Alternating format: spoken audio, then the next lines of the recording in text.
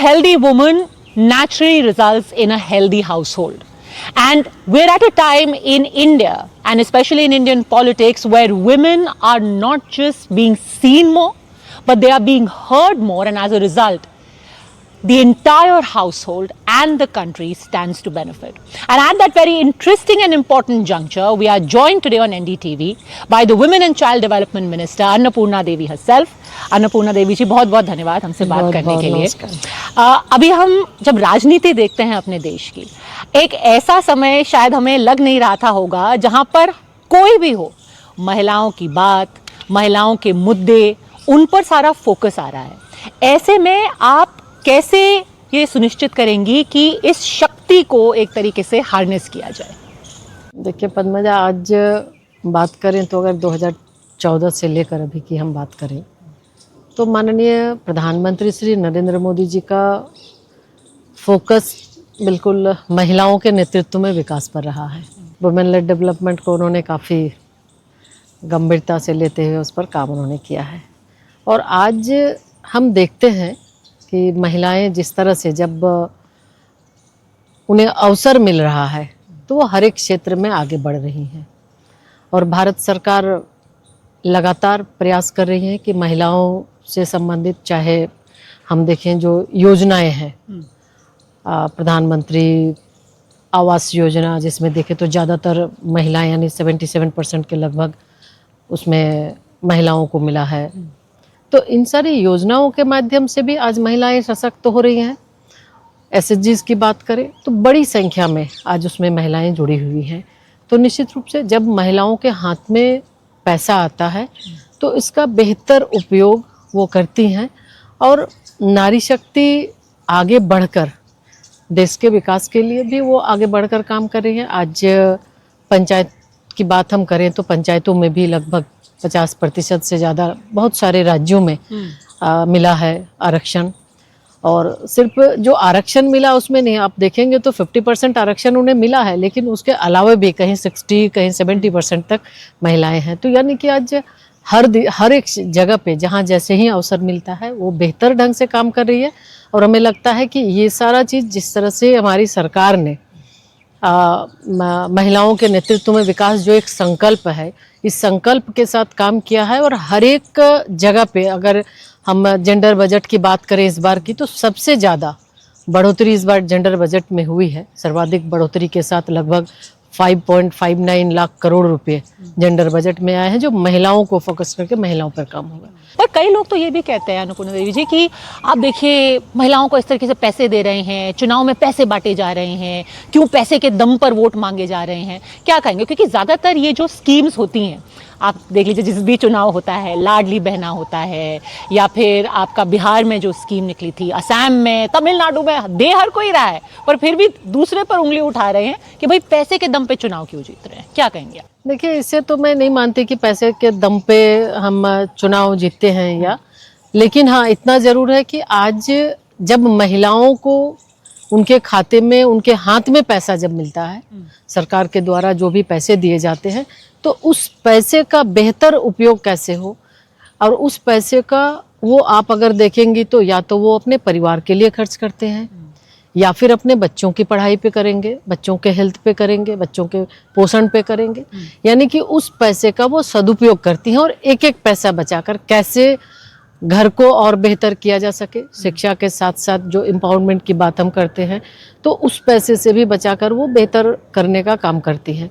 और हम आपको बताएं पद्मजा कि जब हम गांव में भी जाते हैं, कभी गांव में लोगों जब महिलाओं के बीच बात होती है तो वो बिल्कुल बड़ा गर्व के साथ, फक्र के साथ वो कहती हैं कि पहले तो हमें 100 रुपये की भी आवश्यकता होती थी तो हमें पति से मांगना है या हमारी सास से मांगना है, अब किसी का मुंह नहीं देखना। तो किसी का मुंह नहीं देखना है। अब तो उल्टा हम कहते हैं, हमारे पास रहता है कि कोई अगर काम नहीं करते हैं तो ये लो पैसा, जाके तुम कुछ काम करो। अच्छा, तो ये बदलाव तो थोड़ा सा अपने पति के हाथ में वो रख देते हैं। बिल्कुल बिल्कुल। तो ये बड़ा बदलाव है, इसलिए ये अच्छा है कि जब महिलाओं के हाथ में जाता है पैसा तो उसका बेहतर उपयोग करती हैं और उसको राष्ट्र निर्माण में उसको कहीं ना कहीं वो लगा रही हैं। पर मैम कई बार, और ये हर जगह देखें, किसी के पास पैसा भी आता है, जैसे आपने बोला कि थोड़ा सा अगर 1000 रुपये भी मिल रहा है, अगर थोड़ा सा भी आपके जेब में पैसा आता है, एक महिला का सबसे पहले रहता है कि मैं अपने बच्चे के लिए दे दूँ, थोड़ा सा बचा लूँ, थोड़ा सा जोड़ लूँ किसी के अपने बच्चे के भविष्य के लिए।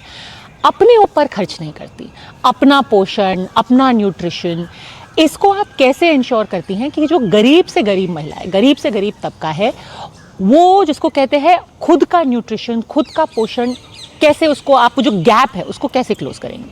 महिलाएं जागरूक हुई हैं तो आज हम देखते हैं कि गांव-गांव में भी अब महिलाएं अपना उनका जो स्वास्थ्य को लेके हम अब जागरूकता हम बढ़ाते ही हैं। जागरूकता अभियान के माध्यम से भी हमारा विभाग की ओर से 2 कार्यक्रम चलते हैं, पोषण पखवाड़ा और पोषण माह। तो ये बेसिकली आम मतलब कम्युनिटी को एंगेज करके जन जागरूकता बढ़ाकर कि कैसे हम बेहतर ढंग से जो सरकारी योजनाएं हैं उसका लाभ और उसका हम बेहतर उपयोग कैसे कर सकते हैं। हम छोटी छोटी चीज़ों से जैसे श्री अन्न की बात हम करें तो हम श्री अन्न की भी चर्चा वहाँ करते हैं, या फिर आप गांव के अंदर भी छोटे छोटे ऐसे चीज़ें हैं, छोटे से अगर हम जो आंगनवाड़ी केंद्र होते हैं, अभी सक्षम आंगनवाड़ी के माध्यम से पोषण वाटिका का करवाते हैं कि ताकि वहाँ पोषण वाटिका में कुछ सब्जी के पौधे हों, उससे आप तोड़ के बच्चों को खिलाएं। तो इस तरह से जागरूक करके ये हमारा पूरा है ये अभियान कि हर किसी को जागरूक करे। जागरूकता बढ़ाने के बाद निश्चित रूप से इसका रिजल्ट भी देखने को मिलता है। तो आज हमारी जो महिलाएं हैं उनको सरकार की ओर से जो सुविधाएं मिलती है उसका भी बेहतर उपयोग करती है, और उसके साथ साथ जो योजनाएं चलाई जा रही, जो कार्यक्रम हमारे चलाए जा रहे, उसके माध्यम से हम उनको जागरूक करके उन्हें और बेहतर करने का काम उनको कि वो और कैसे ठीक से अपने पोषण और बच्चों का भी स्वास्थ्य का वो ध्यान रख सके। और ये आज के दिन में हमें लगता है कि लोग काफ़ी जागरूक भी हुए हैं और इसको लेके जागरूकता बढ़ी है, तो रिजल्ट भी हमको देखने को मिल रहा है। आपने क्या अपने सामने देखा है कि कैसे कुछ एक माइंडसेट चेंज है, क्योंकि आपने एक जन आंदोलन की बात की है, कैसे ये आप स्कीम तो कई होती है, क्योंकि सच बात यह है कि कई बार सरकारी स्कीम जो है फाइलों में ही दबके रह जाती हैं जब तक पीपल्स पार्टिसिपेशन ना हो। उस तरफ से कैसा रिस्पॉन्स आया है, कैसे आपने लोगों को इंटीग्रेट किया है इन प्रोग्राम्स में, किसको एक सिर्फ एक स्कीम से एक आंदोलन बनाने? बिल्कुल, ये हमारा एक होल ऑफ गवर्नमेंट और होल ऑफ सोसाइटी अप्रोच के साथ हम काम करते हैं, और ये हमेशा से माननीय प्रधानमंत्री जी का भी ये लक्ष्य है, और ये कहते भी हैं वो, चाहे वो मन की बात हो या अन्य कार्यक्रम के माध्यम से भी, कि हम तब तक किसी भी चीज़ पर सफलता नहीं हासिल कर सकते जब तक जन भागीदारी ना हो। तो महिला बाल विकास विभाग बहुत ही एक तो संवेदनशील विभाग है। हम बच्चों की बात करते हैं, हमारे छोटे बच्चों का हम देख रेख करते हैं, तो निश्चित रूप से ये हमेशा से माँ के मन में भी होता है, बच्चे स्वस्थ हों ये हर माँ चाहती हैं।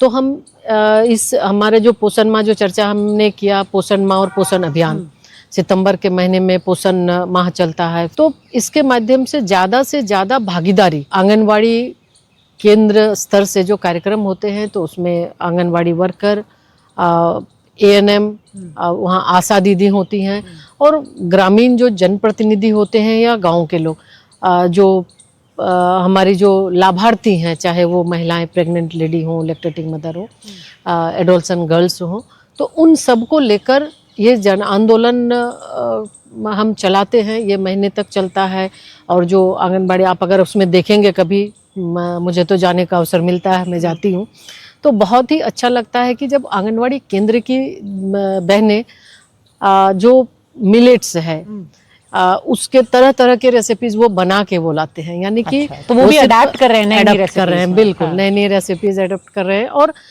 जब लोगों की भागीदारी वहाँ पे जब लोग आते हैं तो वो बताती भी हैं कैसे बनाना है। यानी सिर्फ रागी है तो रागी से एक ही चीज़ आप नहीं बना सकते हो, उसके डिफरेंट कई तरह के वो रेसिपीज बनाते हैं।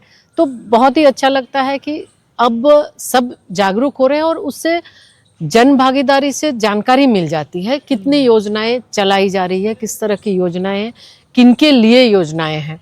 तो इसका उद्देश्य यही है कि हम योजनाओं की जानकारी दें और लोगों को जोड़ें।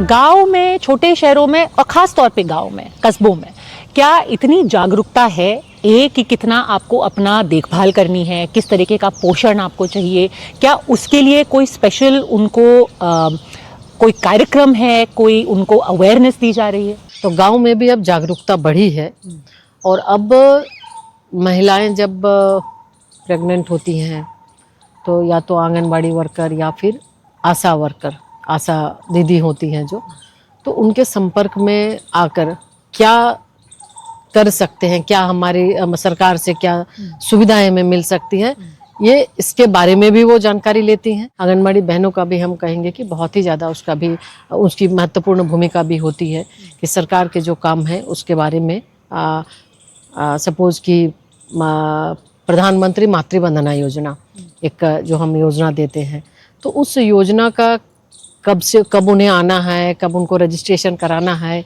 इन सारे चीज़ों की वो जानकारी देती हैं। अच्छा। और होम विजिट होता है। तो अगर कोई प्रेग्नेंट है तो लगातार उनको चेक करते हैं, होम विजिट भी होता है? होम विजिट भी होता है। जब कोई प्रेग्नेंट है तो पहले तो उनको रजिस्टर्ड, या तो हमने जो मॉड्यूल बनाना काफ़ी आसान किया है, पोषण ट्रैकर के माध्यम से एक मॉड्यूल हमारा जो है, तो खुद भी हम जो प्रेग्नेंट लेडी हैं वो रजिस्टर अपने आप को कर सकती है, या फिर आंगनवाड़ी या फिर आशा वर्कर के माध्यम से भी कर सकती हैं। आंगनवाड़ी वर्कर होम विजिट करती हैं, वो जाके जब जो प्रेग्नेंट लेडी हैं तो उन्हें बताती हैं कि उन प्रेगनेंसी के समय कैसा होना चाहिए, या फिर 6 महीने के बाद एक्टिविटी बच्चों की जो गर्भवती है तो क्या होना चाहिए।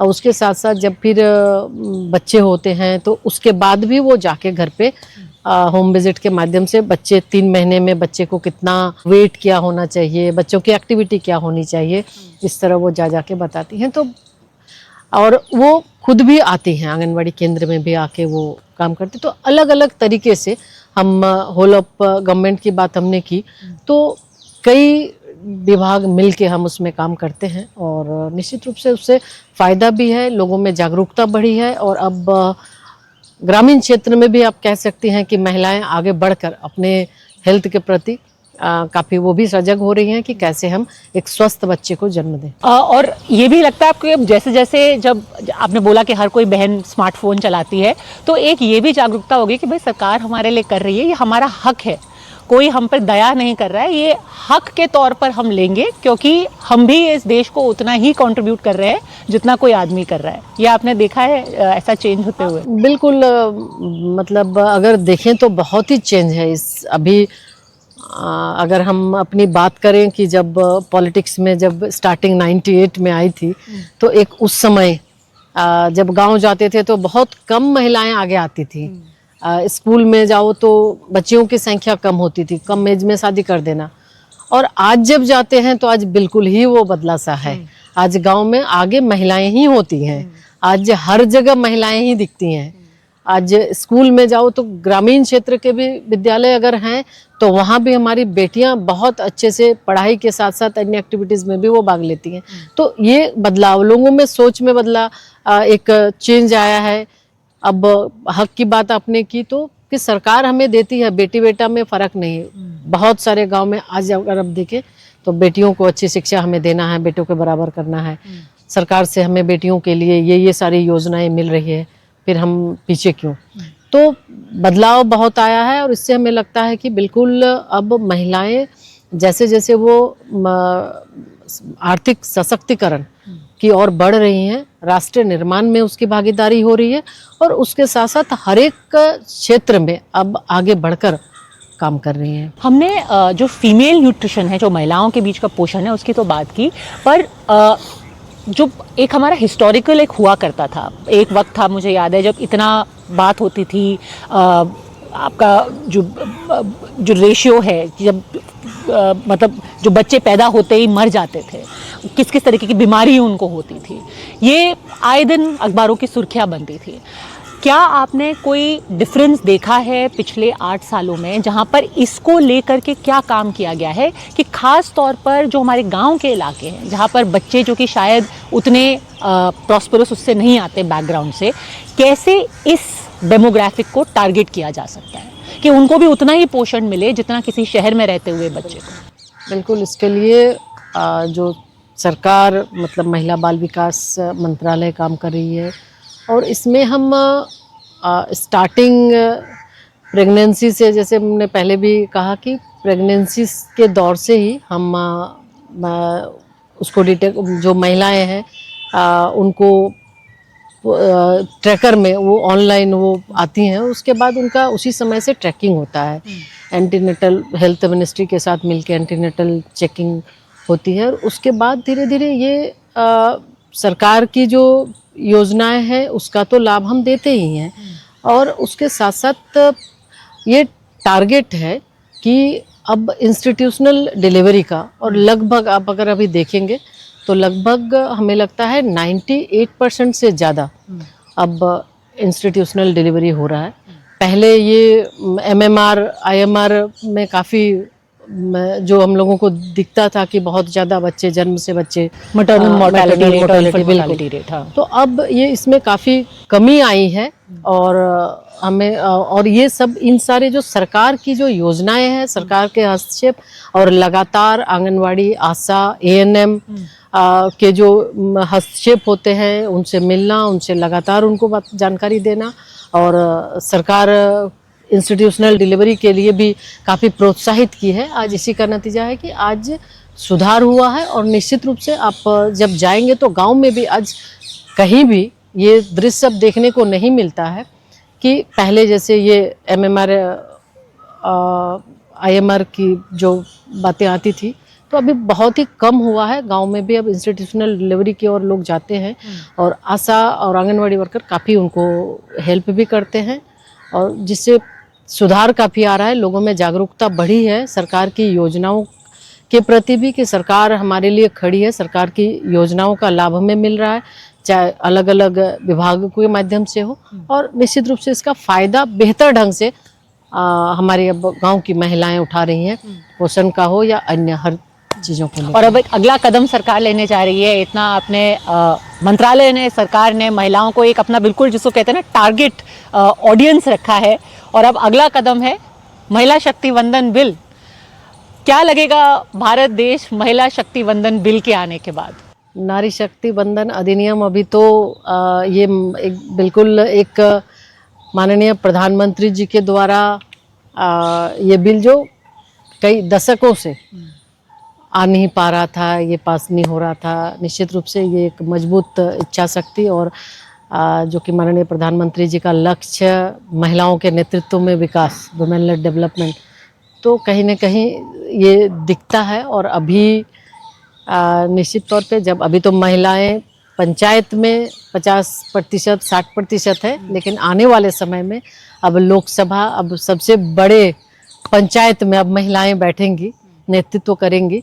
और आज जो एक लक्ष्य प्रधानमंत्री जी का है, महिलाओं, जिस तरह से महिलाओं के अंदर भी कॉन्फिडेंस बढ़ा है, महिलाएं अब हर क्षेत्र में आगे बढ़ रही हैं और राजनीति के क्षेत्र में भी अब आगे बढ़कर वो आएंगी, तो निश्चित तौर पे ये एक देश के लिए भी बहुत ही अच्छा अवसर है, हमारी महिलाओं के लिए बहुत ही अच्छा अवसर है। और हमें लगता है कि इसको तो हर किसी को स्वागत करना चाहिए इस निर्णय का, और सब मिलकर ये जो तय हो रहा है महिलाओं के लिए जो नारी शक्ति वंदन अधिनियम का, तो 33% का, निश्चित तौर पे इसके माध्यम से बहुत सारी चीज़ें बदलने को मिलेंगी कि हर तीसरे स्थान पे हमारी महिलाएं अब नजर आएंगी। ओके, तो आपने एक बोला है कि इसको एक जन आंदोलन बनाने की राह पर चल चुके हैं, जन आंदोलन ये बन चुका है, जिसको पोषण माह, पोषण पखवाड़े की तरह शुरुआत की गई थी। बट अब आगे जो नारी शक्ति वंदन बिल है, that is going to be critical in the next few days, and perhaps it's a kind of change which will forever alter not just the nature of politics in India, but also the nature in which politics functions in the entire country, when half the population will finally find its voice and its presence in the corridors of power. Signing off here, Padmaja Joshi for NDTV.